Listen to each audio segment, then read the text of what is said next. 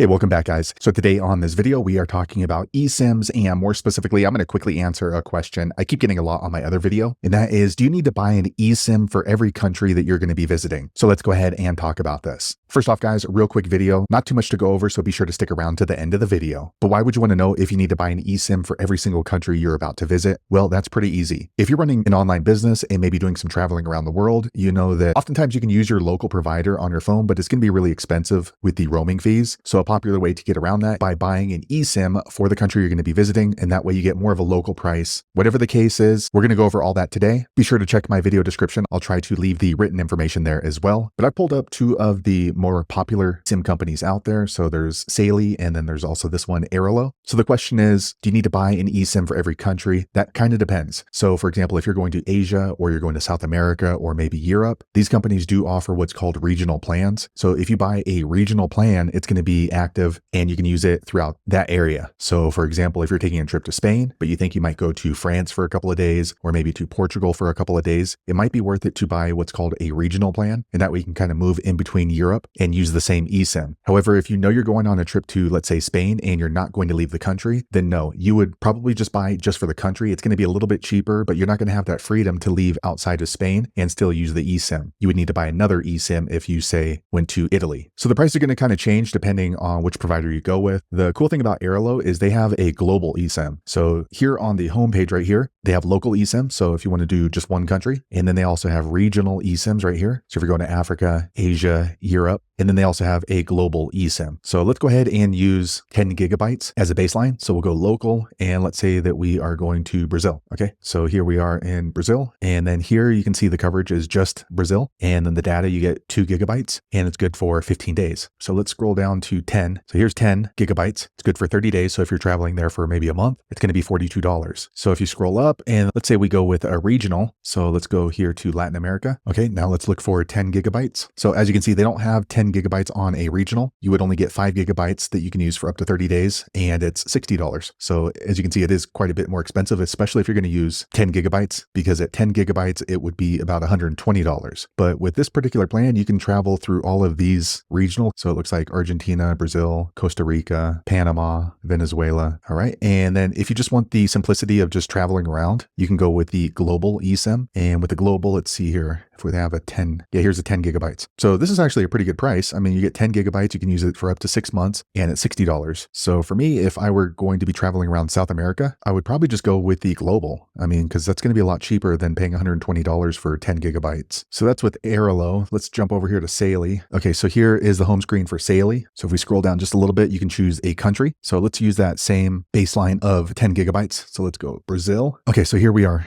So with Saley, you get 10 gigabytes in Brazil, plus a free 5 gigabytes for $22.99. So that's a pretty good price. But again, you can only use this in Brazil. So let's jump back here, and then we're going to scroll down and click on region. And then let's click on Latin America, and let's see how much it is. Okay, so yeah, you can see the price is actually comparable for the regional plan. So 5 gigabytes would be good for 30 days, and it's almost $60. So it's just a little bit cheaper. So if you're going to go with 10 gigabytes, it's going to work out to about $115. So as I'm looking around on the Saley website, I haven't seen that they have a worldwide plan like Airalo has. Well, actually, as I look down a little bit further, they do have a global eSIM. So let's click on there. Okay, so this is valid for 105 countries. So you definitely want to go ahead and click right here and see what countries it's valid for, because for 10 gigabytes for up to 6 months, it's $56.99. And then we're going to click here, and you can see Brazil is on there. So if you think you might be going to various countries, then you definitely want to go ahead and see which countries are on here. So let's see here. There is Spain, and then France, and let's see, Portugal. Okay, and let's jump back over here to the global eSIM. So here we are in the global. All right, this one is 100 countries. So let's see, they have Brazil, yeah, Spain, yep,